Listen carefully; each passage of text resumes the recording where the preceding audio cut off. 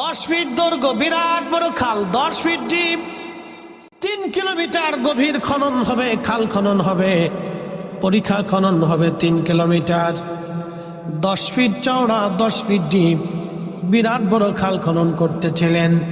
আপনারা জানেন সৌদি আরবের মাটি বাংলাদেশের মাটির মতো এত নরম মাটি পাবেন না।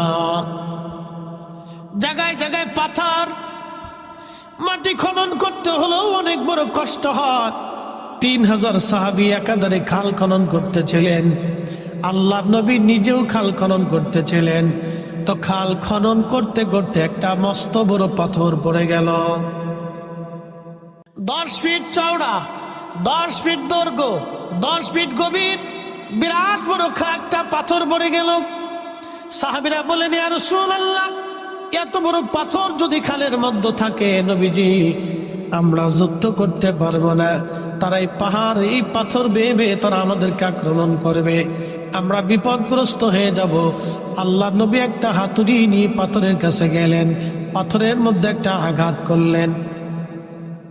এক আঘাতে 3টা খণ্ড হলো। একসাথে বলবেন আল্লাহু আকবার। কয় আঘাত দিছে জোরে বলেন? এটা কি সাধারণ আঘাত না নবুয়তের আঘাত? জোরে বলেন। এটা কি সাধারণ শক্তি না নবুয়তের শক্তি? যারা কয় রাসূল আমরার মতো, ও তো দুনিয়ার ব্যাক্কেল। আসতে বলেন কেন? জোরে বলেন। এর মতো গাধা পৃথিবীতে আর একটাও নাই, মার্কা ছাড়া গাধা। খুশি হলেও হবে, বেজার হলেও হবে। কারণ একটা কথা মনে রাখবেন, আল্লাহর নবীর ইজ্জতকে ছোট কইরা কেউ আল্লাহর ওলি হতে পারে নাই। শাহজালালও শাহজালাল হয় নাই। শাহজালাল হয়েছে নবীর গোলামি কইরা। বানিয়াচরণবাসী মনোযোগ দিবেন। বিরাট বড় পাথর, এই পাথরখানাতে নবীজি একটা ঘাত করলেন, 3 খণ্ডে বিভক্ত হলাম। পাথরের ভিতর থেকে আগুন বের হয়ে আসলো। আগুন কি বের হলো? আগুন বের হয়ে আসলো। নবীজি ডাক দিয়ে বললেন, সাহাবীরা রে, পারস্য সাম্রাজ্য আমাদের দখলে আসবে। কি সাম্রাজ্য? পারস্য সাম্রাজ্য। সাম্রাজ্য বুঝেন নাই? বুঝাইতেছি। বাংলাদেশের মতো একটা ছোট্ট দেশ না, বাংলাদেশের মতো অন্তত 100-150 দেশ নিয়ে একটা সাম্রাজ্য হতো। একসাথে বলবেন আল্লাহু আকবার। ফার্সিয়ান সাম্রাজ্য পৃথিবীর এক বিরাট শক্তিশালী সাম্রাজ্য ছিল। এরা পৃথিবীতে একসময় বড় যোদ্ধা ছিল। বর্তমান ইরান, ও দেখেন না কাউরে ভয় পায় না, আমেরিকারও তেল দেয় না, ও ইসরায়েলেরও তেল দেয় না। এই ইরানকে কেন্দ্র করে, ওরা আগে থেকে যোদ্ধা জাতি, ইরানকে কেন্দ্র করে একটা সাম্রাজ্য ছিল, এটার নাম পার্সিয়ান। এই ইরানকে কেন্দ্র করে পার্সিয়ান সাম্রাজ্য 3500 বছর ধরে তাদের সাম্রাজ্য। এই ইরানের মানুষ আগে আগুনের পূজারী ছিল, আগুন পূজা করত। এই ইরানের মানুষ আগে আগুন পূজা করত। আপনারা জানেন বাংলাদেশে একটা গাড়ি আছে, নাম টাটা গাড়ি আছে না? এই টাটা কোম্পানির যিনি মালিক, রতন টাটা, তিনি কিন্তু আগুনের পূজারী ছিলেন। তার আদি বাড়ি ছিল ইরান। সে অরিজিনাল ইন্ডিয়ান না, সে ইরানি একজন ব্যক্তি। ভারতবর্ষের মধ্যে আপনি যা দেখবেন সেটা হিন্দুদের তৈরি করা কিছুই নাই, সবই মুসলমানের তৈরি করা। ভারতের যিনি পারমাণবিক অস্ত্র তৈরি করে দিয়েছেন, পারমাণবিক বোমা ভারতে যিনি বানিয়ে দিয়েছেন, তিনি ডক্টর এপিজে আব্দুল কালাম। তিনি পারমাণবিক বিজ্ঞানী ছিলেন। মুসলমান পারমাণবিক অস্ত্র বানাই দিছে, এটা নিয়ে খুব ডাব দেখাইতেছে, বিরাট কিছু করে ফেলছি, বানাই দিছে মুসলমানে। তাজমহল বানিয়েছে মুসলমান। ভারতের অর্থনৈতিক বিরাট একটা অংশ এই তাজমহল থেকে আসে। খুব মনোযোগ দিবেন। শত শত হাজার হাজার ওলি আল্লাহ সেই ভারত উপমহাদেশকে ধন্য করেছেন। কথা বলেন ঠিক না বেঠে? কিন্তু দুর্ভাগ্য জাতি আমরা, আজকে বাবরি মসজিদ তারা হত্যা করলো, ভেঙ্গে ফেলে দিয়ে রাম মন্দির বানাইলো। আমরা মুসলমান কিছুই করতে পারি নাই। কথা কন না কেন? কিচ্ছু করতে পারি নাই। মনোযোগ দিয়ে। এই পার্সিয়ানরা আগুনের পূজা করত। তারা ভাবতো আগুনই ক্ষুধা, আচ্ছা, আপনাদের কি মনে হয় আগুন ক্ষুধা? এটা ফু দিলে নিভে যায় না? নিভে যায় না? আবার আমরা ইচ্ছা করলে জ্বালে। তাহলে যেটা বান্দা জ্বালায়, ফু দিলে নিভে যায়, পানি মারলে নিভে যায়, হেতা ক্ষুধা কেমনে হয়? কি কথা কর না কেন? কেউ পাথর দিয়ে মূর্তি বানায় সেজদা দেয়। আচ্ছা, যেটা নিজে বানাইলাম এটার সেজদা দিয়ে কি লাভ? কোনো লাভ নেই। মনোযোগ দেবেন। কেউ মনে করে এটাই আমার ক্ষুধা, কেউ সাগরে পূজা দেয়, কেউ পাহাড়ের সামনে পূজা দেয়, ভাবে এটাই আমার ক্ষুধা। কেউ সূর্যের পূজা করে, সূর্যরে সেজদা দেয়, বলে এটাই আমার ক্ষুধা। আচ্ছা, আপনারা বলেন তো, সূর্য আবার অস্ত যায়, সূর্য আবার উদয় হয়। সূর্যের আলো কখনো একবারে ঠান্ডা ঠান্ডা হয়ে যায়, সূর্যের আলো আবার কখনো গরম হয়ে যায়। যেটা হারিয়ে যায় আবার আসে, সেটা বোঝা গেল সে নিজের নিয়ন্ত্রণে চলে না, তার নিয়ন্ত্রণ একজন অবশ্যই আছে, তিনি আমাদের বিশ্বাস অনুযায়ী আল্লাহ। আর যারা সূর্যের পূজা করে তারা মনে করে সূর্যই আমাদের খোদা। কিন্তু আজকের আধুনিক বিজ্ঞান বলছে সূর্য খোদা না। বলে কারণ কি? সূর্যের চাইতে বড় বড় নক্ষত্র মহা সৃষ্টি আল্লাহ বানায় রাখছে, তার একটা নক্ষত্রের পরিচয় দিয়ে যায়। কষ্ট হবে? বাচ্চা কাচ্চাদের ঘুম আসতেছে নি? বিরাট বড় বড় মুসল্লি সব সামনের কাতারে বেশি দিচ্ছে। বাপরে বাপ, পাকা মুসল্লি, ওদের থাকতে হবে। ওরা না থাকলে আগামী দিন অন্ধকার হয়ে যাবে, ওরাই থাকবে, আমরা কবরে চলে যাব। ঠিক কিনা? মুসলমান বানিয়াচলবাসী, এই সূর্যটা 13 লক্ষ পৃথিবী এক জায়গা করলে যত বড় একটা সূর্য তত বড়। তাহলে যারা সাগরকে সেজদা দেয়, সাগরের পূজা করে, বোঝা গেল তারাও ভুলের মধ্যে আছে। কারণ এই সাগরের চাইতে বড় কিছু আল্লাহ বানাইছে, সেটা হলো সূর্য। মনোযোগ দিয়ে শুনে যাবেন, এই সূর্যের চাইতে বড় কিছু আল্লাহ বানাইছে, সেটার নাম হলো ব্ল্যাক হোল। অন্ধকার গহ্বর নামক একটা বিরাট বড় নক্ষত্র আছে, এখানে কোনো আলো নাই, শুধু আধার আর আধার, আধার আর আধার। 200 কোটি সূর্যকে, একটা দুইটা সূর্য না, 200 কোটি সূর্যকে যদি এখানে ধরে দেন, তার রাডারের মধ্যে পড়ে যায়, মাত্র 2 মিনিটের মধ্যে 200 কোটি সূর্যের অস্তিত্ব পৃথিবী থেকে হারিয়ে যাবে। তাহলে এই ব্ল্যাক হোলের রাডারের পাওয়ার কত, ওই গহ্বরটা কত বড় হতে পারে, ওই নক্ষত্রটা কত বড় হতে পারে। তাহলে যারা সূর্যের পূজা করলো তারাও বিরাট বড় ভুলের মধ্যে আছে। সূর্যের পূজা বাদ দিয়া তাদের ব্ল্যাক হোলের পূজা করার কথা ছিল। কি কথা কন দেখে? তাহলে বোঝা গেল সূর্য যে বানাইছে, সূর্য যে চালাইছে, সূর্যরে যে আলো দিছে, তাম সৃষ্টিকে যে বানাইছে, সুনিয়ন্ত্রিত ভাবে যিনি সৃষ্টিকে চালাচ্ছেন, সবকিছু যিনি খাওয়াচ্ছেন, তিনি আমাদের রব, তিনি আমাদের আল্লাহ, তিনি একমাত্র খোদা। একসাথে বলেন আল্লাহু আকবার। তিনি কে? জোরে বলেন কে? আল্লাহ। কে? আল্লাহ। কয়জন? কোন শরীক? কোন শরীক? লা শারীকা লাহু। কোন শরীক? উনার ছাড়া আর কোন ইবাদত হবে? উনি ব্যতীত আর কারো সেজদা হবে? এক কথায় শেষ। কুল হুয়াল্লাহু আহাদ আল্লাহুস সামাদ লাম ইয়ালিদ ওয়া লাম ইউলাদ।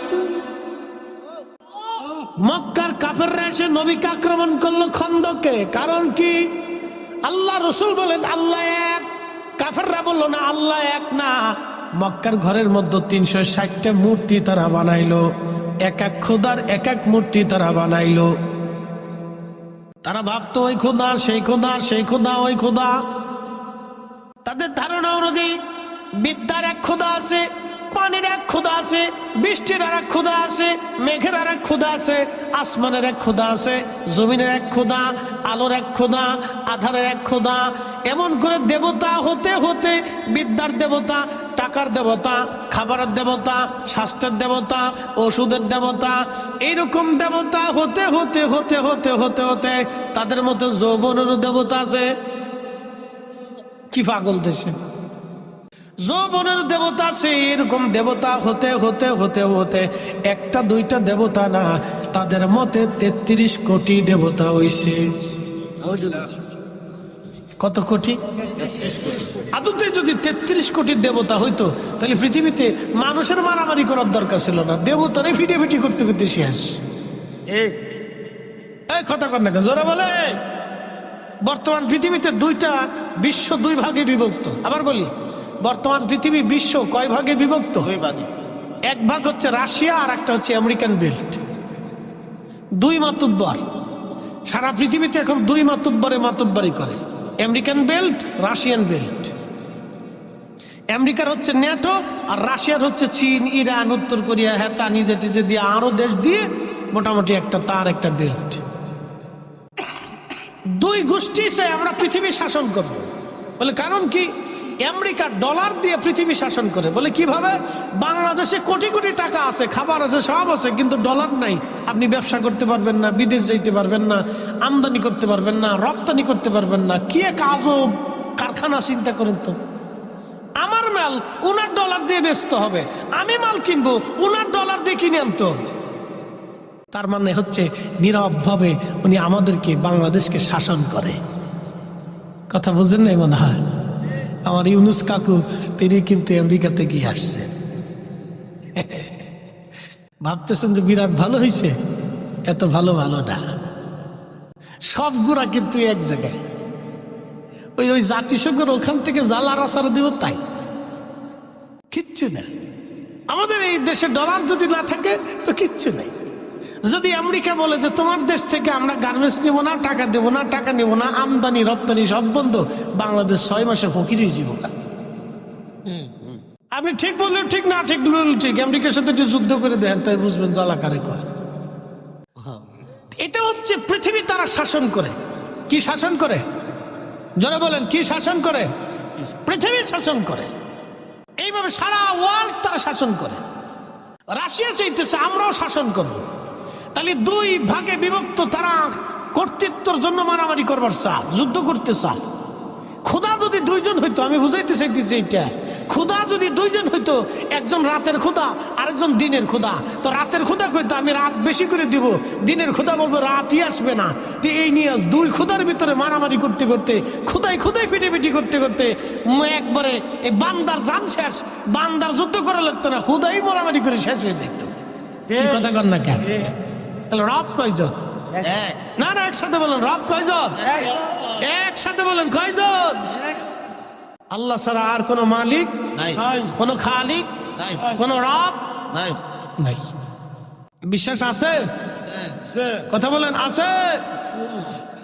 তুমি রহমান, তুমি মেহেরবান, অন্ধ গাহে না শুধু তোমারি গুণগান, বুঝেও বুঝে না তবু শান। তুমি রহমান, তুমি মেহেরবান।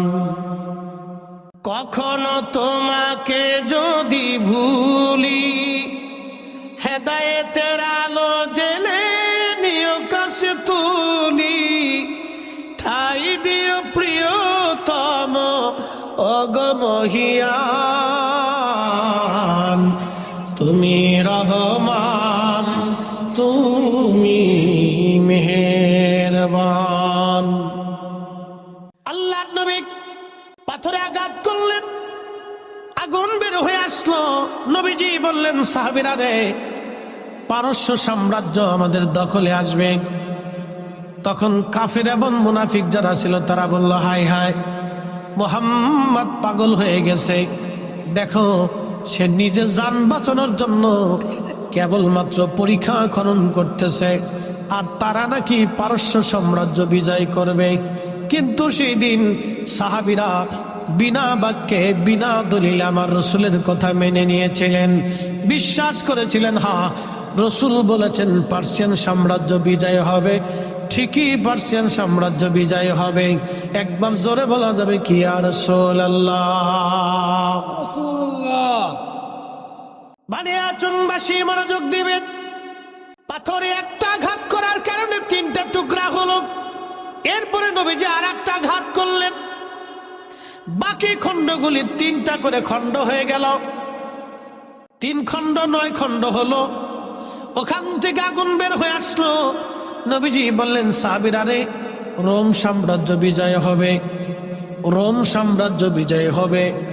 আল্লাহর নবী এই কথা বলার পরে সাহাবীরা বিনা বাক্যে বিশ্বাস করে নিল, হ্যাঁ রসুল যেটা বলেছেন এটাই ঠিক। আল্লাহর নবীর একটা কথাও কখনো মিথ্যা হয় নাই, ভুলে পর্যবসিত হয় নাই। একবার জোরে বলা যাবে কি মারহাবা? আপনাদের কি মনে হয় রসুলের কথা দুই একটা মিথ্যা হবে? না, ভুল টুল হবে? তিনি যা ভবিষ্যৎবাণী করেছেন তা হবে কিনা? হবে। জোরে বলেন হবে কিনা? কিয়ামতের আলামত 2 ধরনের। কয় ধরনের?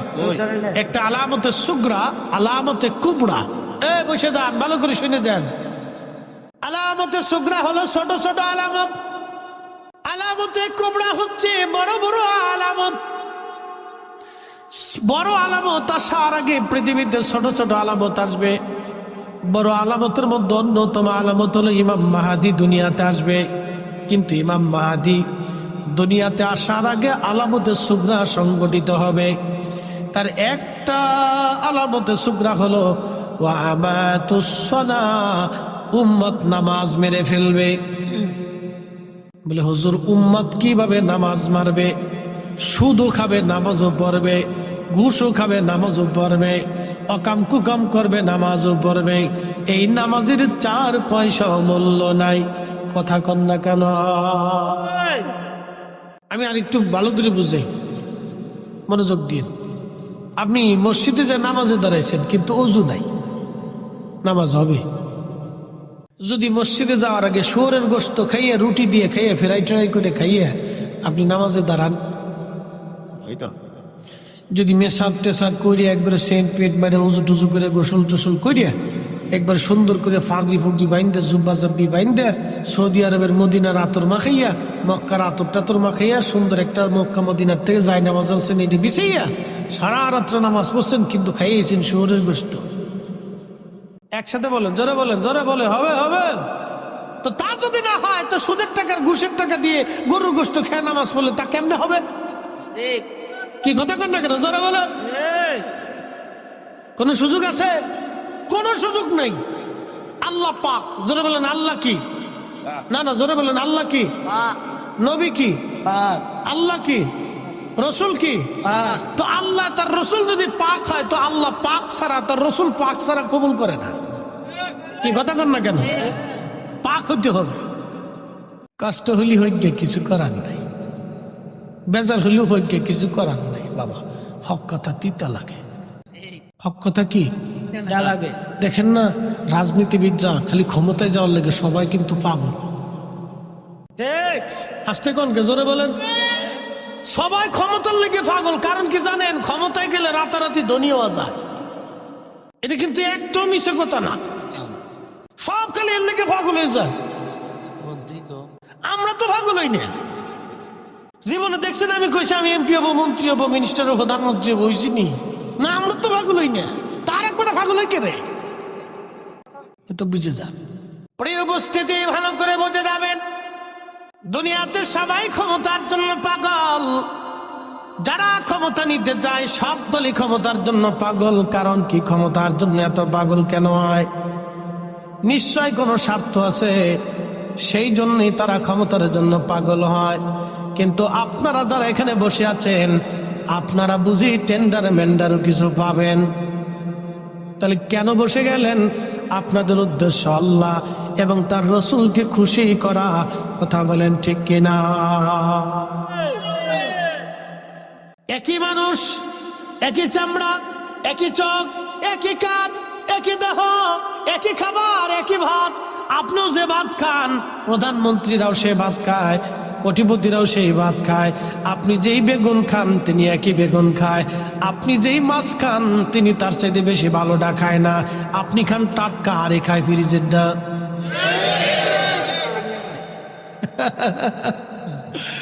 আল্লাহ আপনাদের ভালোটা খাওয়াইছে, আপনি খান টাটকা, একে ফ্রিজেরটা। আপনি তাজাটা খান। ও ঠিক আছে, রান্না করার পরও কি তাজা থাকে? আচ্ছা থাক, অসুবিধা নাই। না ঠিক আছে, আপনারা ভাগ্য হলো তাজাটা খান, একবারে ফ্রেশটা খান, ফ্রেশ টাটকা টাটকা টাটকা টাটকা। মারহাবা কর না, আর যা দিয়ে খান সেটাই টেস্ট লাগে। কথা খারাপ কইছি?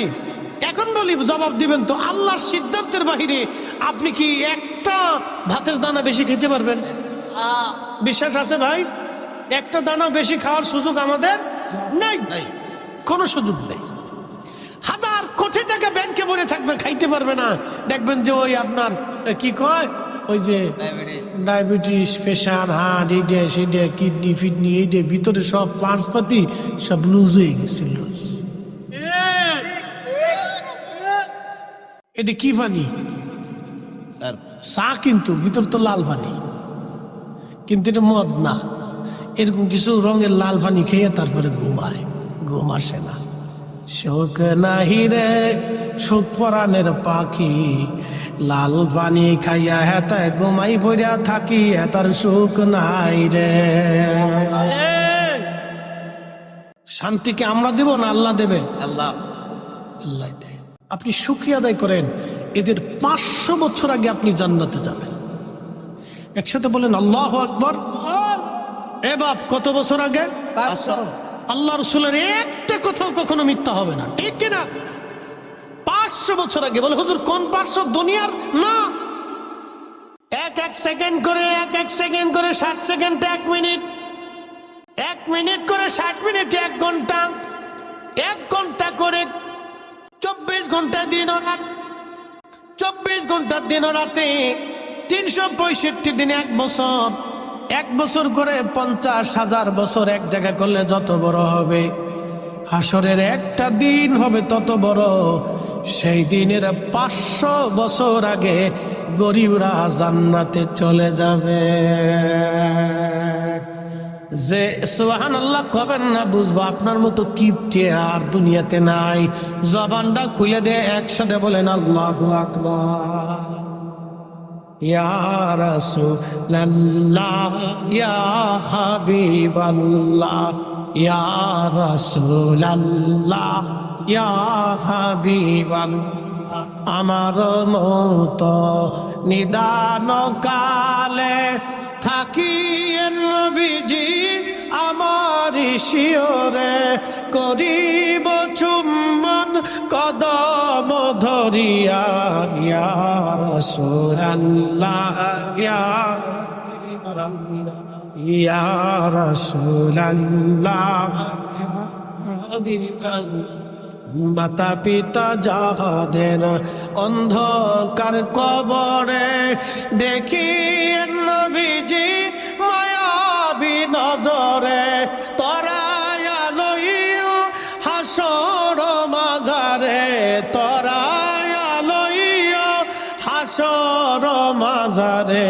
ইয়া রাসূলুল্লাহ, ইয়া হাবিবাল্লাহ, ইয়া রাসূলুল্লাহ, ইয়া হাবিবাল্লাহ।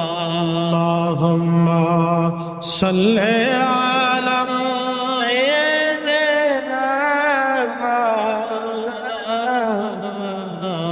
মুহাম্মাদ আলি সাইয়্যিদিনা।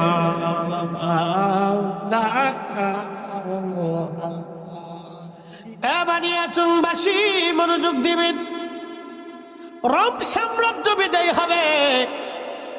সাহাবীরা সেই দিন বিনা বাক্যে বিশ্বাস করে নিল নবী ঠিক। পাহাড়ের মতো দিল শক্ত করে আমার রসুলের ডানে বামে থেকে তারা যুদ্ধ করলো সেই দিন। বলে হ্যাঁ রসুল ঠিক। ঠিক 30 বছর পরে, কত বছর? 30 বছর পরে সাহাবীরা, এ নবীর উম্মতেরা রোম সাম্রাজ্য দখল করলো, পার্সিয়ান সাম্রাজ্য দখল করলো। তারও 400 বছর পরে এসে পুরাপুরি রোম সাম্রাজ্য দখল করে নিল উসমানীয়রা। উসমানী সাম্রাজ্যের অন্যতম সুলতান ফাতে মুহাম্মদ, তার কথা নবীজি ভবিষ্যৎবাণী করে দিয়ে বলেছিলেন মুসলমানরা কনস্টান্টিনোপল বিজয় করবে। আল্লাহ নবীর একটা কথা কখনো মিথ্যা হয় নাই। কনস্টান্টিনোপল বর্তমান তুরস্কের ইস্তাম্বুলে কনস্টান্টিনোপল একটা শহর, সমুদ্রের পাড়ে। মজবুত দুর্গ ছিল। পৃথিবীর কোন শক্তি কনস্টান্টিনোপল কখনো দখল করতে পারে নাই। পৃথিবীর বড় বড় শক্তি চেঙ্গিস খানের মতো যোদ্ধা পারে নাই, হালাকু খানের মতো যোদ্ধা পারে নাই, তাতারিরা পারে নাই। এই কনস্টান্টিনোপল তারা বিজয় করতে পারে নাই। এটা কঠিন দুর্গ ছিল, রোমান রাজ্যের বিরাট বড় কঠিন দুর্গ ছিল এটা। রোমান এই দুর্গ নিয়ে গর্ব করত, কোনদিন আমাদের দুর্গ কেউ দখল করতে পারবে না। কিন্তু আল্লাহর নবী 1450 বছর আগে বলে গেলেন এই কনস্টান্টিনোপল মুসলমানরা বিজয় করবে।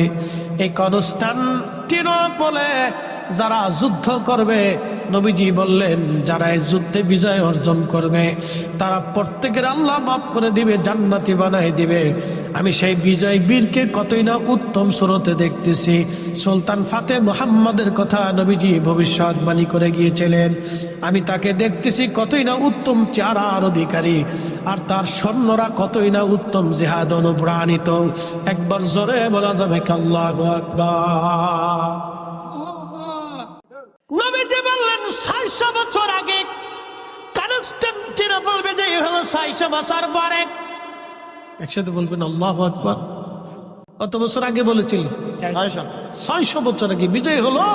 600 বছর পরে রাসূলের কথা কি মিথ্যা হবে? না। হবে? হবে না, একটা হবে না। সাহাবে کرام সেই দিন পাহাড়ের মতো দাঁড়িয়ে থেকে বিশ্বাস করেছিল। আমাদেরকে বিশ্বাস হইবে রাখতে হবে। বানিয়াচংবাসী মুসলমান হাজিরিন, প্রিয় নবীজি খন্দক খনন, খাল খনন করতেছিলেন। সংবাদ, বিজয়ের সংবাদ দিলেন। কাফেররা, মুনাফিক যারা ছিল আশাসী করলো যেটা কি করে হয়। নিজের খবর নিজে বাঁচার জন্য যিনি খাল খনন করে তারা বলে রোম সাম্রাজ্য, পার্সিয়ান সাম্রাজ্য বলে তারা বিজয় করবে। বানিয়াচংবাসী 3 দিন পর্যন্ত সাহাবীরা একাধারে মাটি কাটলেন, কারো বাড়ি খাবার নাই। মদিনা অবরুদ্ধ হয়ে গেল, কোথাও থেকে খাবার আসে না। একেবারে কঠিন পরিস্থিতি শিকার মদিনার মানুষ, কোনো খাবার নাই। 3 দিন পর্যন্ত আল্লাহর নবী নিজে না খাওয়া, সাহাবীরা না খেয়ে আছেন। আল্লাহর হাবিবের কষ্ট হচ্ছিল। এমন সময় হযরত জাবের রাদিয়াল্লাহু আনহু লক্ষ্য করলেন আল্লাহর নবীর পেটের মধ্যে কি যেন বাধা দেখা যায়।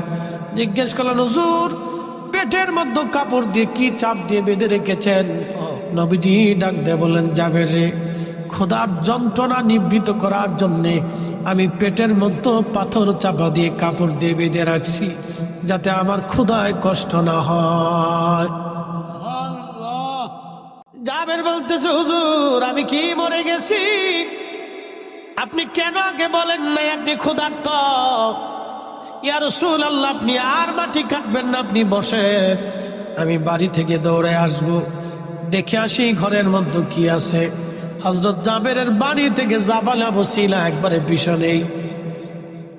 জাবেরের বাড়ি যেইখানে, জাবাল আবু সিলাটা জাবেরের বাড়ির পিছনেই। ওইখানে 3 দিন 3 রাত তুমি সিজদার মধ্যে কেঁদেছিলেন। একাধারে 3 দিন 3 রাত সারা মদিনার মধ্যে কোথাও নবী নাই, নবী নাই, নবী নাই, নবী নাই। তন্ন তন্ন করে সাহাবীরা খুঁজে, রসুল নাই, রসুল নাই। ওই জাবাল আবু সিলার ছোট্ট গুহার মধ্যে সে আমার নবী 3 দিন 3 রাত সিজদার মধ্যে তিনি কেঁদেছিলেন। হযরত জাবেরের বাড়ির পিছনের পাহাড়টার নাম জাবাল আবু সিলা। হযরত জাবের রাদিয়াল্লাহু আনহুর যে বাড়িটা, সেটা বর্তমানে মসজিদ বানায় রাখা হয়েছে। ওই বাড়িতে দৌড়ে জাবের আসছে, বিবিকে ডাক দিয়ে বলেন, বিবি কি পরিমাণ ঘরে খাবার আছে বলো? রাসূল ক্ষুধার্ত, না খাওয়া। পেটের মধ্যে পাথর চাপা দিয়ে কাপড় দিয়ে নবী বেঁধে রাখছে বিবিরে। আমার রাসূল ক্ষুধার্ত, বলো ঘরের মধ্যে কি খাবার আছে? বিবি ডাক দেয়া বলতেছে, স্বামী গো, মাত্র একটা ছাগলের বাচ্চা আছে আর 1 ছাগল আছে, ছাড়া আর কিছুই নাই। বিবিরা ছাগল জবাই করে দিয়ে যাচ্ছি, তুমি ছাগল রান্না করবে আর গম পিষে তুমি রুটি বানাও, আমি আমার রাসূলকে দাওয়াত করে নিয়ে আসবো। আজকে জাবেরের বাড়ি রসুলের দাওয়াত হবে। জাবেরের স্ত্রী ডাক দিয়ে বলতেছে, স্বামী দাওয়াত তো দিবেন, কিন্তু কানে কানে একটা কথা শুনে যান। বলো বিবি, কি বলতে চাও? বলে, স্বামী রে, জাবেরের বাড়িতে নবীকে দাওয়াত দিবেন, এই কথাটা কিন্তু কানে কানে বলবেন, সাবধান অন্য কাউকে কিন্তু দাওয়াত দিয়েন না, কারণ ওখানে হাজার হাজার সাহাবীরা কাজ করতেছে। আমি জানি সবাই ক্ষুধার্ত, সবাই যদি জানে জাবেরের বাড়ির দাওয়াত হয়, এত মানুষের মেহমানদারি কিন্তু আমি করতে পারবো না। আপনি রসুলকে কানে কানে বলে আসবেন। জাবের বলেন, ঠিক আছে, আমি যাবো, আবার আসবো। ওখান থেকে দৌড়ে আবার আল্লাহর হাবিবের খেদমতে এসে কানে কানে বলতেছে, হুজুর আমার বাড়ি আপনার দাওয়াত। নবীজি বলেন, জাবের কি খাবার আছে বলো। বলি, ইয়া রাসূলুল্লাহ, একটা ছাগলের বাচ্চা ছিল, আমি জবাই করে দিয়ে আসছি, গোশত বানিয়ে দিয়ে আসছি, আর এক সা গম আছে নবীজি, ওটা পিষে রুটি বানিয়ে আমার স্ত্রী রুটি বানাচ্ছে, আর তরকারির জন্য ছাগলের গোশত রান্না হচ্ছে। নবীজি বললেন, জাবের ঠিক আছে, তোমার দাওয়াত কবুল। এমন সময় আল্লাহর নবী ডাক দিলেন, সাহাবীরা তোমরাও আসো, আজকে জাবেরের বাড়ি আমাদের দাওয়াত। একসাথে বলেন আল্লাহু আকবার। কয় হাজার সাহাবী? 3000। জোরে বলেন, কয় হাজার? কোন বর্ণনা আসছে 1000, 2000, 3000, যাই হোক, কিন্তু সাহাবী ছিল 3000। ছাগল কয়টা? একটা। গম কয় মন? 1 সা। আল্লাহ নবী জাবের দৌড়ায় চলে গেল। নবীজি বললেন, জাবের তুমি যাও, তোমার স্ত্রীকে যা বলবা উনুন থেকে, চুলা থেকে যেন খাবার না নামায়, আমি আসবো তারপরে যেন নামায়। উনুন চুলা থেকে যেন কোনো খাবার না নামায়, ওইখানে রাখতে বলো, আমি আসবো তারপরে। জাবের দৌড়ায় গেলেন বাড়ি, স্ত্রীকে বলেন, বিবি রে, উনুন থেকে চুলা থেকে তুমি খাবার নামাইবা না, আমার রসুল আসতেছে।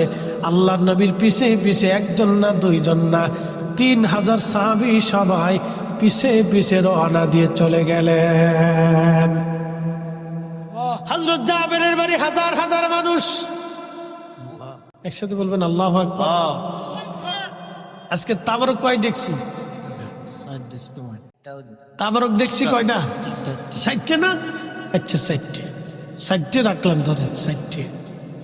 তো 60 দেখছি তাবারক আজকে আমাদের সবার জন্য রান্না হয়েছে, কিন্তু পেট ভরে খাওয়ার কোনো সুযোগ নেই। কি কথা ঠিক কিনা? আমি জানি এত লোকের 60 দেখছি তো হইতো না, পেট ভরে না, শুধু তাবারক বরকতের খাবার, আপনারা মেহমান কিছু দিতে হয়। এই আমরা তাবারক খাওয়াইলে অনেকে বেদাত, কিন্তু না খাওয়ানো বেদাত, এটা বুঝে না।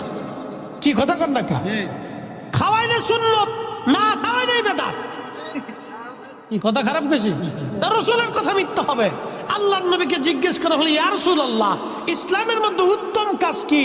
নবীজি জবাব দিলেন, তুতঈমুত তুআম, মানুষকে খাদ্য খাওয়ানো ইসলামের ভিতরে উত্তম কাজ। মানুষকে খাওয়ানো যদি উত্তম হয়, তাহলে না খাওয়ানোটা হলো অনুত্তম। অতএব আমরা সুন্নিরা উত্তমটাই করি, মাহফিল দিয়ে দাওয়াত করতেছি। প্রিয় ভাইরা আমার, অমুক জায়গায় মাহফিল হবে, আপনাদের সকলের দাওয়াত রইল।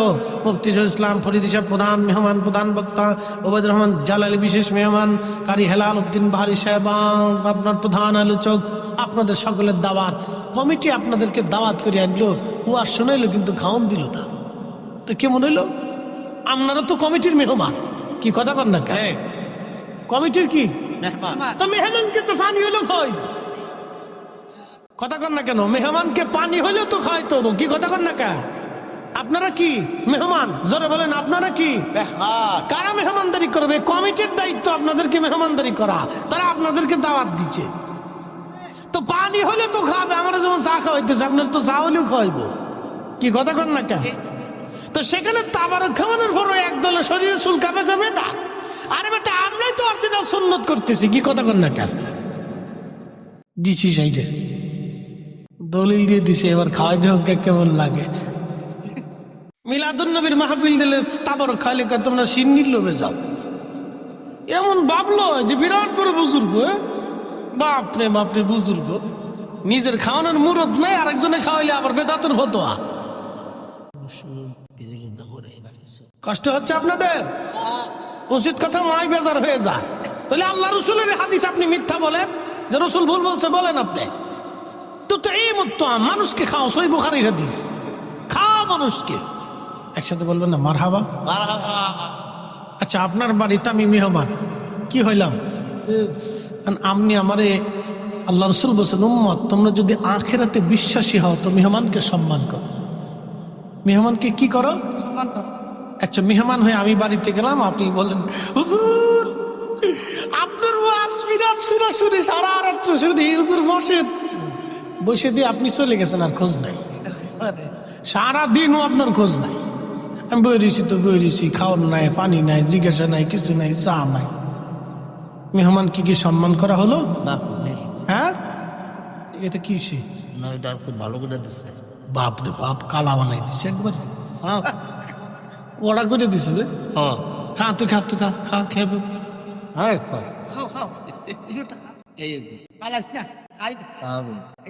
খাইস নে, খাইস নে, খাইস নে, বিপদ আছে, খাইস নে, বিপদ আছে, খাইস নে, খাইস নে, খাইস নে।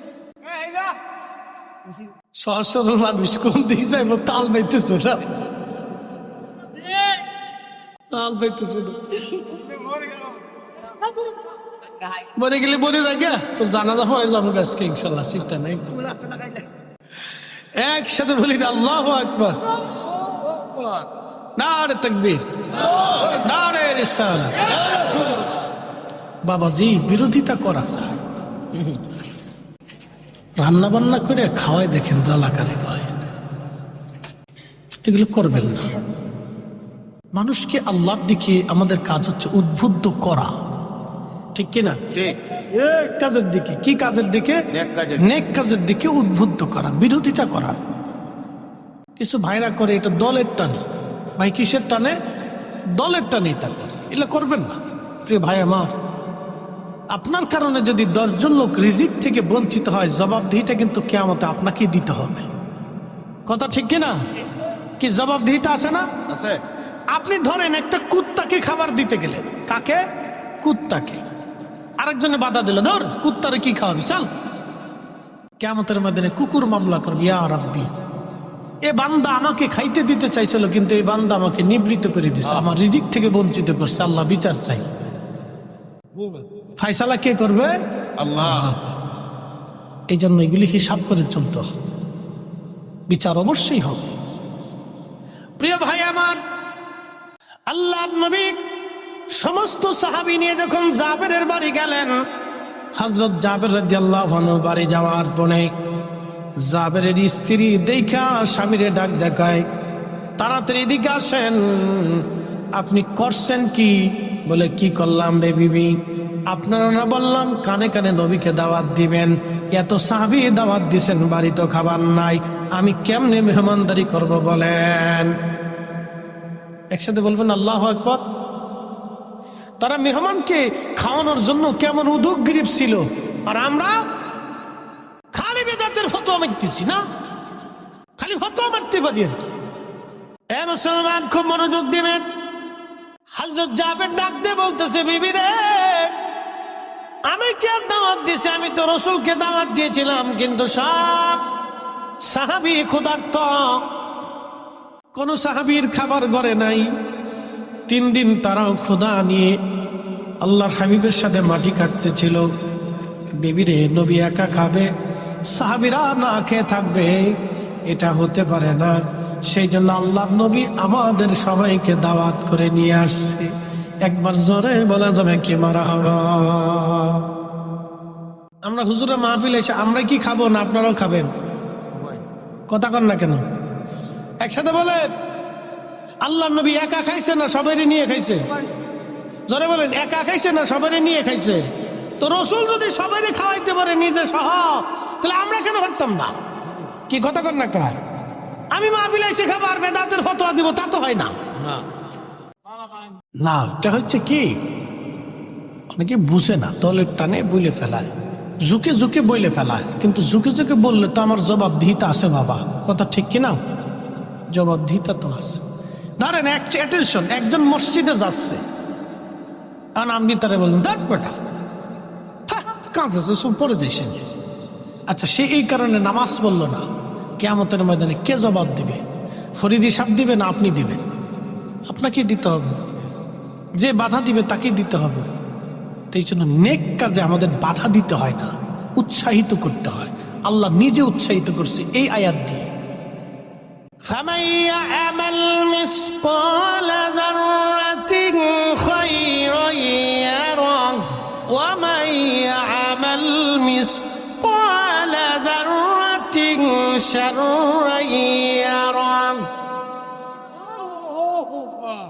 যদি অনুপরিমাণ নেক কাজ যদি তোমরা করো, নেক আমল যদি তোমরা করো, ভালো কাজ করো, আমি রব কিয়ামতের ময়দানে তাহা প্রতিদান তোমাকে দিয়ে দেব।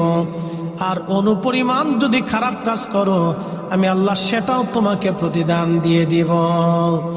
ও আজ করলে কি লাভ, শুনলে কি লাভ? লাভ হবে তার আমলে, আমলেও লাভ হবে না নবী প্রেম না থাকলে দিলে।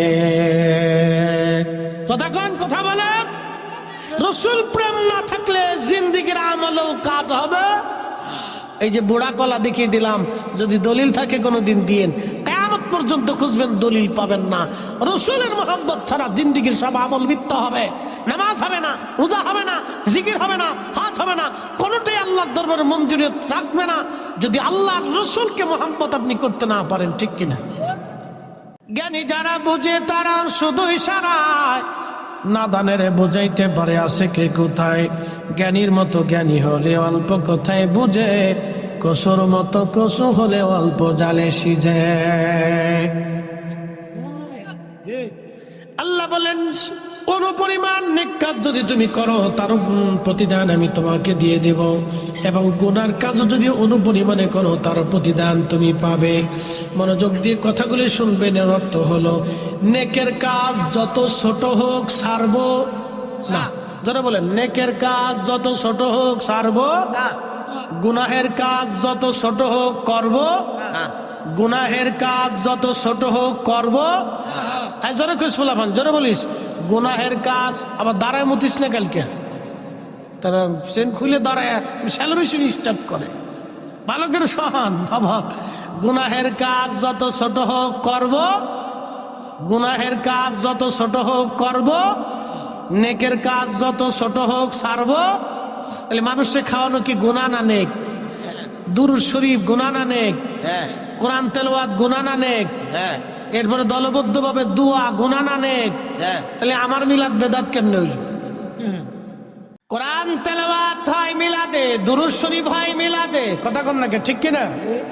মিলাদে আল্লাহর জিকিরও হয়, নবীর নাতও হয়, এরপরে দোয়া হয়, এরপরে তাবারক হয়, তাবারকে নেক, দুয়াতে নেক, জিকিরে নেক, দুরুদে নেক, কোরআন তেলাওয়াতে নেক। ফামান ইয়ামাল মিসকালা যাররাতিন খায়রান ইয়ারা। অনুপরিমাণ নেক যদি করো, বেনিফিট আমি আল্লাহ তোমাকে দিয়ে দিব। অতএব নেকের কাজ যেখানে নেক আছে, যেখানে আমরা সেখানে আছি। অনুপরিমাণ নেক, সামান্য পরিমাণ নেকের কাজ ছাড়ব না, আর সামান্য পরিমাণ গুনাহের কাজ করব না। কথা কোন ঠিক কিনা? নেকের কাজ ছাড়ব না। যারা বলেন নেকের কাজ, গুনাহের কাজ, নেকের কাজ, একসাথে বলেন, জোরে বলেন নেকের কাজ, গুনার কাজ। যদি আয়াত বুঝে থাকেন তাহলে আমার মিলাদে আপনি বাধা দিতে পারেন, কি কথা কন না কেন? ফতোয়া দিয়ে বন্ধ করতে পারেন না। এই যে দোয়া, এই দোয়া বন্ধ করতে পারেন না, আপনি পারেন না এটা বন্ধ করতে। আল্লাহ আপনাকে এই জন্য দুনিয়াতে পাঠায় নাই। আল্লাহ পাঠাইছে আপনাকে হারাম বন্ধ করার জন্য, জেনা বন্ধ করার জন্য, বেহায়াপনা বন্ধ করার জন্য। আল্লাহ পাঠিয়েছে সুদ বন্ধ করার জন্য, ঘুষ বন্ধ করার জন্য, জুলুম বন্ধ করার জন্য, অন্যায় বন্ধ করার জন্য, জমিখানের কাছ থেকে জমি উদ্ধার করার জন্য। আল্লাহ আলেমদেরকে পাঠাইছে পৃথিবীতে শান্তি প্রতিষ্ঠিত করার জন্য। নবীর দুরূদ, নবীর আল্লাহর কাছে দোয়া, জিকির, ফিকির, সালাত, ভালো খাবার, ভালো নেক আমল বন্ধের জন্য আল্লাহ আলেমদেরকে দুনিয়াতে পাঠাই নাই। কথা কোন ঠিক কিনা?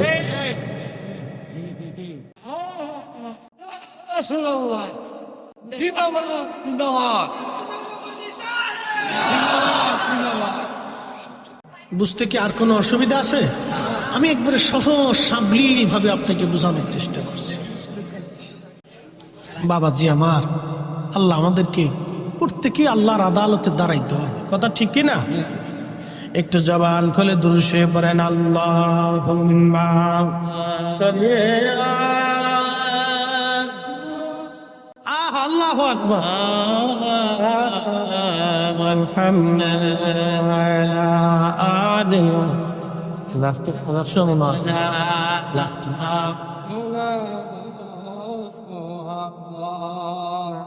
বন্ধু আমার মনোযোগ দিবেন। বানিয়াচংবাসী আল্লাহ নবী বললেন, জাবেরের স্ত্রী বলতেছে, জাবের বলতেছে, বিবি রে আমি তো দাওয়াত দিইনি, আমি কানে কানে কইছি আল্লাহ নবী। এই কথা না,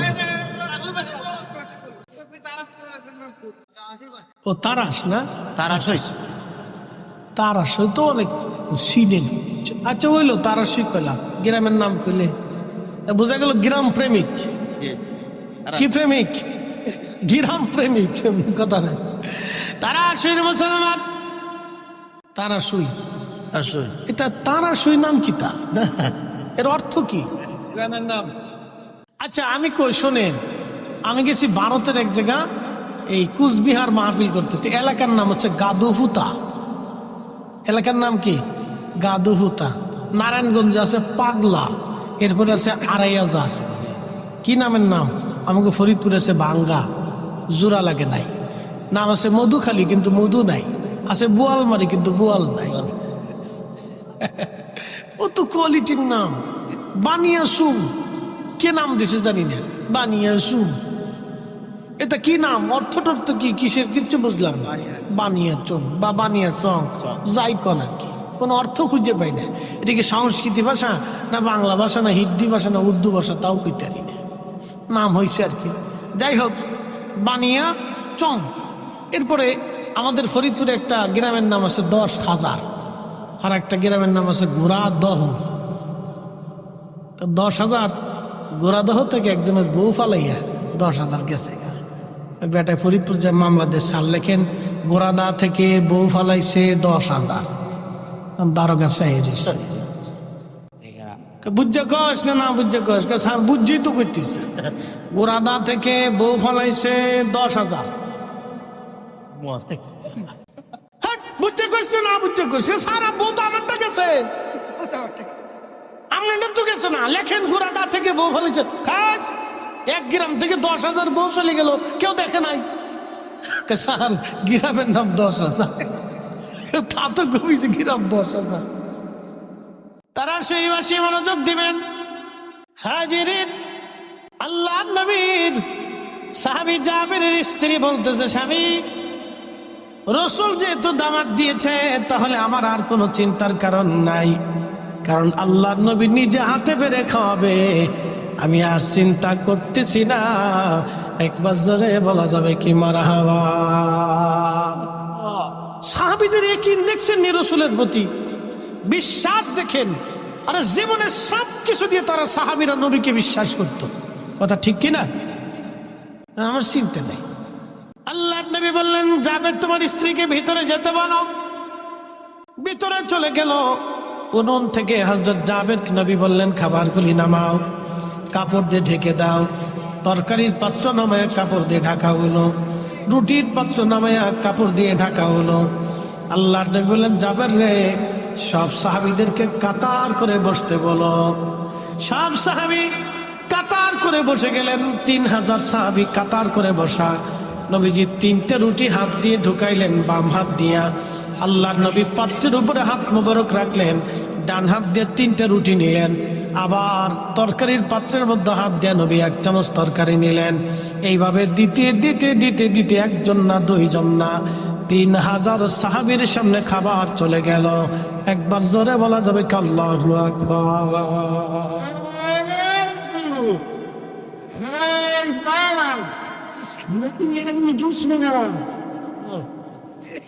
রুটি গেল কয় হাজার? রুটি ৩,০০০ গেছে, মানুষই ৩,০০০। ৩টে করে রুটি গেলে কয় হাজার হয় রে? হ্যাঁ মুসল্লি ফাঁকা, হিসাব দিয়ে বালা খরচ, অঙ্কে ফাঁকা। রুটি গেছে 9,000, একসাথে বলবেন আল্লাহু আকবার। গম কয় মণ? এক সা, 3.5 বরাবর। 3.5 বুঝেন নাই? তাহলে কয় সমান এবার চিন্তা করেন। 1 সা মানে 3.5 বরাবর, তাহলে কয় সমান এবার হিসাব করেন। মানুষ 3,000, একসাথে কোন আল্লাহু আকবার। রুটি গেল কয় হাজার, বাকি রুটি কোথার থেকে আসলো? যার হাতের নিচে এত বরকত, তিনি নিজে ক্ষুধার্ত। তাই বলে কি আপনি বলবেন রাসূল ক্ষুধার্ত ছিল? নবী অভাবী ছিল, দরিদ্র ছিল, মিসকিন ছিল। নবীকে যেমন মিসকিন বলা যায় না, কারণ নবী দু জাহানের সর্দার, বাদশাহের বাদশা, সুলতানের সুলতান। তিনি ধনীর ধনী, দু জাহানের ধনী, সাইয়্যিদুল কাউনাইন ওয়াস সাকালাইন। ঠিক কিনা? আমার আপনার মতো বাজারে গেছে বিদায় আমার মতো ভাবা যাবে না, আমার মতো খাইছে বিদায় নবীকে আমার মতো খাদক মনে করা যাবে না। আল্লাহ নবীর স্ত্রী আমাদের মা ছিলেন 11 জন। আপনার যদি সামর্থ্য হয় তো 11টা বিয়ে করে দেখেন। যদি বুড়িগঙ্গার পানির মধ্যে না চুবাইছে, আমি ফরিদি জীবনে আর ওয়াজ করব না। আমার মসজিদ বুড়িগঙ্গার পারে, তো হাসনাবাদ হাউজিং এ জমা পড়ে 4-5 হাজার মুসল্লি হয়। আমি একদিন বললাম যে আপনারা তো খালি বলেন রসুল আমরার মতো, তার নিয়ে 90% তা বুঝছেন। তা বললাম যে এই গাইডের শুনি 90%, বুঝছিল? তো এই আমি বললাম যে আপনারা তো বলেন রসুল আপনাদের মতো, তা আপনাদেরকে বললাম তাহলে 11টা বিয়ে করে। যদি 6 মাসের মতো না সুবাইছে, তাহলে আপনাদের এখানে আর খতিবগিরি করবো না। ওই বুড়িগঙ্গার মতো সুবাইবো, রহমতের পানি, একবার গোসল করলে আর সগিরা টগিরা কিছু তাহে না। ওরে পানির পানি, খালি ফেসা আবার গু আর মুতের ভিতরে। হ্যাঁ, শীতের দিন যে কি পরিমাণে ঘিরান আসে, বাপরে মা, 1 কিলোমিটার পর্যন্ত বাতাসে ঘিরান চলে যায় এই পানির পানি। ঢাকা শহরে 1 কোটি মানুষের সকালবেলা বাথরুম এটির ভিতরে ঢুকে। কত কোটি? 1 কোটি মানুষের বাথরুম সব ওই নদীর ভিতরে চলে যায়, শো শো করে খালি নামতে দেয়। পেশাব পেশাব, এটা সেটা, কত ফসা গান্দা, বাপরে বাপ। এটার ভিতরে যদি একবার শুবানো যায়, গুনাহ মাফ। বললাম 11টা স্ত্রী কবুল করে দেখেন। যদি বউরা মিলে বুড়িগঙ্গার মতো না শুবাইছে, তো আমার নাম চেঞ্জ করে থু, আর জীবন আপনাদের নামাজ পড়াইতাম না। আমাদের নুরুল ইসলাম ফারুকী সাহেব শহীদ হয়েছেন, আল্লাহ তার জান্নাতের আলা মাকাম দান করুন। তো একদিন তিনি ওয়াজে শুনতেছি, এনে বলতেছেন উনি যখন সৌদি আরব চাকরি করে, তখন এক বাঙালি আর এক আরাবিয়ান দুইজনে মারামারি করতেছে। তো বাঙালিদের তো একটা স্বভাব আসে, হাতে কুলাইতে না পারলে, কিছু না বললে ফার জুতাটা খুলে, কিছু না পাইল। বাঙালি কিন্তু খালি হাতে মারামারি করতে পারে না। বাঙালিরা একটা বদ অভ্যাস আছে, বলে চলে কম, তো আরাবিয়ানরা খুব শক্তিশালী, বিরাট শক্তিশালী না, হেরে গুতাই মতে কিলিয়ে পারে না। কিছু না পাইয়া সৌদি আরব যেহেন সে লাঠি ছুটি পাবেন না, জুতা খুলে নিয়ে জুতাতে ফিটে দিচ্ছে। কারণ জুতা যখন ফিটে, তখন সৌদিয়ান দাঁড়ায় গেলে হাসে। ফারুক সাহেব বলতেছে আমি দৌড়ে গেছি, যে সারাসারি করে বললাম কি রে, তোরে জুতা দিয়ে ফিটাচ্ছে, তা তুই খালি হাসতেছিস, কারণ কি? তো আরাবিয়ান কয় বাঙালি রে, কেউ তো কাপুরুষ। বলে কারণ কি? দেহস না জুতা দিয়ে ফিটাইতেছি। জুতা দিয়ে ফিটাইলে কাপুরুষ কেমনি হয়? কয় শোন, আমার অনেকগুলি বউ আছে, মাঝে মাঝে বউরা আমার জুতা দিয়ে ফিটায়। তো তো মহিলা এর লাগে জুতা দিয়ে ফিটায়। সৌদিয়ান ভাবছে যে বেডি, হে তোর বউরা হেরে জুতা দিয়ে ফিটায়, এর লেগে করতেছ তো বেডি, এর লেগেও আমার জুতা দিয়ে ফিটাইতেছে। তাহলে বুঝেন, সৌদিয়ান না 8টা 10টা 12টা 20টা বিয়ে করে সুখে দেয়, মাঝে মধ্যে হেরাও ফিটে নি খা, কিন্তু কয় না। কি কথা কর না কে কয় না, ফিটে ফিটে খেয়ে চুপচাপ থাকে। মনোযোগ দিয়ে শুনে যাবেন। রুটি চলে গেল 9,000, সাহাবী রাসূল 3,000, ছোট্ট একটা ছাগলের বাচ্চার গোশত সবাই খাওয়া শেষ। নবী বললেন, জাবের রে, খোঁজ নিয়ে দেখো মদিনাতে অনেক মানুষ তো না খাওয়া আছে, কারা ক্ষুধার্ত আছে দাওয়াত দাও, আমি নবী আজকে সবাইকে সমানভাবে খাওয়াবো। জাবের ঘোড়ার পিঠে চড়ে দৌড় দিয়ে বলতেছে, কে আছো ক্ষুধার্ত, তাড়াতাড়ি আসো, দেরি করা যাবে না। কোন কোন বন্য যাচ্ছে, আরো মানুষ আসলো 15,000। জোরে বাড়ি যায় কেন আল্লাহু আকবার। এই 15,000 খাবার দেওয়া হলো 3টে করে রুটি, তাহলে কত হাজার? জোরে বলেন। রুটি গেল 45, আগে গেল 9, তাহলে কত হলো? কি হিসাবকারী না এখন ঠকে গেলে দিই পারল না। রুটি গেল 54, গম কয় সমান? 350। জোরে বলেন কয় সের? রুটি গেল কয় হাজার? 54,000। গোশতের চামচ গেল 54,000, গোশতের চামচ চলে গেল। ইনি রাহমাতুল লিল আলামিন, ইনি সাইয়্যিদুল কাউনাইন ওয়াস সাকালাইন। একবার জোরে বলা যাবে কি? তিনি রাহমাতুল আয়ায় সাগর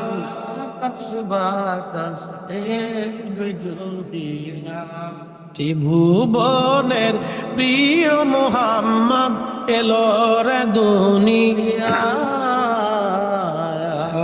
রে, সাগর আকাশ বাতাস আল্লাহুম্মা সাল্লি আলা, আহা জবান খুলে, মুহাম্মাদ আলা আলে সাইয়্যিদিনা। সভাপতি সবার মাদ্রাসা আছে, সুন্নি মাদ্রাসা বলার জন্য বলছি। বন্ধুগণ আমার, তিনি রাহমাতুল লিল আলামিন, তিনি হাবিবুল্লাহ। ওনার রাজ এত বড় শাহী দরবার, সিংহাসনবিহীন একটা দরবার, কোটি কোটি আশিক রাসূল ওই দরবারে যে চোখের পানি সেরে সেরে সাফায়াত কামনা করে আসি। আর রাসূলুল্লাহ, কঠিন হাসরের দিন ভুলে যাবেন না আপনি আমাকে। আহা, জান্নাতুল বাকিতে রিয়াজুল জান্নাত আমি দেখেছি। হাজিরা ওইখানে যখন যায়, প্রিয় নবীজির মিম্বর একেবারে সামনেই থাকে। হাজিরা চোখের পানি ফেলে ফেলে কাঁদতে থাকে। এই জান্নাতের বাগানে রাসূল নামাজ পড়েছে, স্থির থাকতে পারে না কোনো আশিক হাজি। আহা, ওইখানে ইমাম মালিক 80টা বছর তিনি কাটিয়েছিলেন, কোনদিন জুতা পরেন নাই, কোনদিন থুতু ফেলেন নাই, পায়খানা পেশাব পর্যন্ত তিনি করেন নাই। ইমাম আজম আবু হানিফা একাধারে 7 দিন ছিলেন। 7 দিনের জন্য, একটা বারের জন্য 7 দিন তিনি পেশাব পায়খানা করেন নাই। বিদায় লগ্নে বলেন, ইমাম মালিক রে, আজকে 7 দিন হলো মদিনার ভিতরে আমি পেশাব পায়খানা করি না। বলে, হুজুর কি খান আপনি? ইমাম আজম বললেন, আমি 7 দিনে মাত্র 7টা খেজুর খেয়ে বেঁচে আছি। তাহলে পানি কি করে খান? বলে, হাতের মধ্যে পানির আর্দ্রতা নিয়ে চেটে চেটে কোন রকম তৃষ্ণা নিবারণ করে আসি। পেশাবে ধরলে বলো কোথায় পেশাব করব? পায়খানায় যদি ধরে কোথায় করব? যে মাটির নিচে রাসূল ঘুমায়, যে মাটির নিচে রাসূল ঘুমায়, ওই মাটির নিচে আমি কি করে এই মাটির উপরে পায়খানা পেশাব করি বলা? কোন উসুল, কোন দলিল তারা দেন নাই। দলিল একটাই, রাহমাতুল লিল আলামিন। আমরা যখন নবীজিকে দাঁড়ায় সালাম জানাই, আমাদের কোনো দলিল নাই, একটাই দলিল। এত বড় ইজ্জতওয়ালা নবীকে সালাম যদি দিতে হয়, তাহলে ইজ্জতের সাথেই দিতে হবে। আমি তার উম্মত হয়ে কি করে বসে থাকবো? আমি আর বসে থাকতে পারি না, এই জন্য আমরা দাঁড়াই। কথা কন ঠিক কিনা? বন্ধু আমার, ওই দরবারে বিশ্ববিখ্যাত সুলতান মাহমুদ গজনবী, গজনীর সুলতান ছিলেন তিনি। বিশ্ববিখ্যাত একজন জেনারেল, 17 বার যুদ্ধ করেছেন, কোন যুদ্ধে তিনি হারেন নাই। আহা, গজনী সাম্রাজ্যের তিনি বাদশা ছিলেন। বর্তমান Afghanistan, Uzbekistan, Tajikistan, Turkmenistan, Pakistan, Iran, বিরাট অংশ মিলে তার বিরাট বড় সাম্রাজ্য ছিল। গজনীর অধিপতি তিনি মদিনাতুল মুনাওয়ারা যাইয়া আল্লাহু আকবার। শাহী পোশাক খুলে ফেলে দিয়ে সাধারণ পোশাক পরে তিনি পানির লোটা মাথায় নিয়ে ঘুরে ঘুরে ঘুরে ঘুরে মদিনার মুসাফির, মদিনার হাজীদেরকে পানি খাওয়ায়। একজন আল্লাহর বান্দা ডাক দেখে বলতেছে, আপনি কি সুলতান মাহমুদ গজনবী না? বলে হ্যাঁ। এত বড় গজনীর বাদশা হয়ে সাধারণ পোশাক পরে কেন আপনি পানি খাবার? তখন সুলতান মাহমুদ গজনবী ডাক দিয়ে বললেন, ও আল্লাহর বান্দা, আমি গজনী সাম্রাজ্যের সুলতান হতে পারি, আর আমি যার দরবারে আসছি তিনি দুজাহানের সুলতান। উনার সন্তুষ্টি ছাড়া আমি সুলতান মাহমুদ গজনবীর আখেরাত মিথ্যা হয়ে যাবে, আখেরাত বরবাদ হয়ে যাবে। এই জন্য আমি এত বড় শাহী সুলতানের বরগাহে এসে দামি পোশাক পরে ঘুরতে পারি না। আমি এখানে মিসকিন, আমি এই দরবারের গোলাম, গোলাম গোলাম গোলাম গোলাম। একসাথে বলবেন না ইয়া রাসূলুল্লাহ? এত বড় বাদশা বলতেছে আমি এই দরবারের গোলাম, গোলামের কাজ গোলামি করা। সেই জন্য নরমাল পোশাক পরে হাজীদেরকে পানি পান করাইতেছি। যদি রসুল কবুল করে নেয়, আমি সুলতান মাহমুদ গজনবী আখেরাতে পার পেয়ে যাব। আর যদি কবুল না হই, আমি সুলতানের সুলতানিও শেষ হবে, আখেরাত বরবাদ হয়ে যাবে। এরা রসুলকে এইভাবে সম্মান করত, এত বড় সুলতান, তারা নবীকে এইভাবে ভালোবাসতো। আর আমরা লুটুপুটু ছুটুপুটু এমন ভাবলইছি বিরাট বিরাট বুজুর্গ সাইজে গেছি। কথা কন না কেন? রসুলের দরবারে আমরা সবাই গোলাম, কথা কন ঠিক কিনা? এসেছেন রত নবী সকলের ইমাম, সালাম নবী তোমায় হাজার সালাম ইয়া নবী।